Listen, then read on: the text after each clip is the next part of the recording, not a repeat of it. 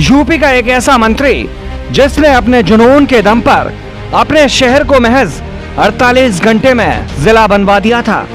मुख्यमंत्री की तरफ से जैसे ही हरी झंडी मिली, ठीक उसके बाद नए नवेले डीएम और एसपी को हवा की रफ्तार से हवाई यात्रा करते हुए उस जिले की जमीन पर उतरा जिसका नाम पड़ा महामाया नगर, यानी कि आज का हाथरस। उसके बाद उस नेता का जमीन से जुड़ाव ऐसा बन गया कि उस जिले की जनता ही नहीं बल्कि आसपास के जिलों की जनता भी उसकी दीवानी हो गई और उसको प्यार से राजनीति का चाणक्य उर्फ लाल बादशाह कहने लगी।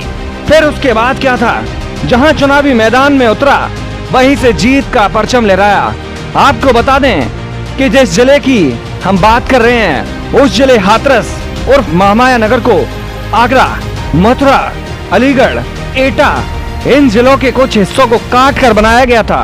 और जिस नेता की बात हम कर रहे हैं उनका नाम है रामवीर उपाध्याय, जो कि हाथरस की अलग अलग विधानसभाओं से लगातार 5 बार विधायक रहे और प्रदेश की बसपा सरकार में कई अहम मंत्रालय संभाले।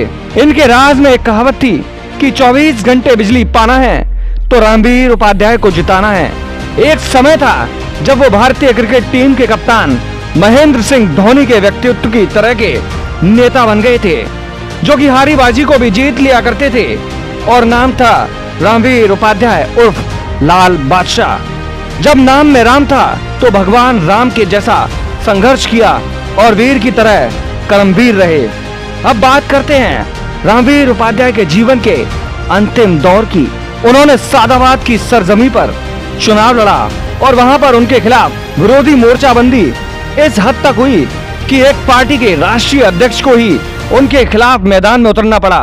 और उतरना ही नहीं पड़ा, उनको वहां पर डेरा डालना पड़ा, क्योंकि वह भी जानते थे कि यह वो चाणक्य है जो कि शरीर स्वस्थ नहीं है लेकिन उसका दिमाग अभी भी चाणक्य का है।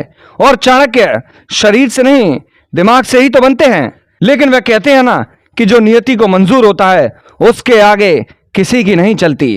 तो हुआ कुछ यूं कि 2022 के अपने अंतिम चुनाव में रामवीर उपाध्याय को महज कुछ हजार वोटों से हार का सामना करना पड़ा।